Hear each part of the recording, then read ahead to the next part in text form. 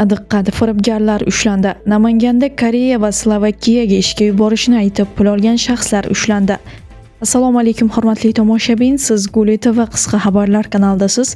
Kanalimizga xush kelibsiz. Yurtimizda va jahonda sodir bo'layotgan eng so'nggi va dolzarb xabarlardan doimo birinchilardan bo'lib xabardor bo'lib turishni xohlasangiz, kanalimizga hoziroq podpisatsiya tugmachalarini bosib, videolarimiz davomida bir dona like tugmachasini bosib ketishni ham unutmang. Namangan shahrida Koreya va Slovakiyaga ishga yuborishni aytib, odamlardan firibgarlik bilan pul olgan shaxslar ushlandi. Bu haqida Bosh prokuratura departamenti xabar berdi.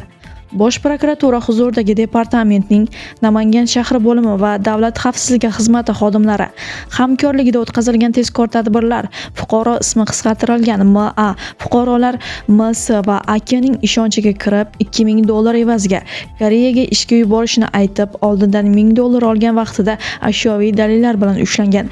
Yana bir holatda fuqaro RM fuqaro MBni 40 million so'm evaziga Slovakiyaga ishga yuborish uchun kelishilgan pullar hisobidan $600 va 2,8 million so'mni olgan vaqtida qo'lga tushgan.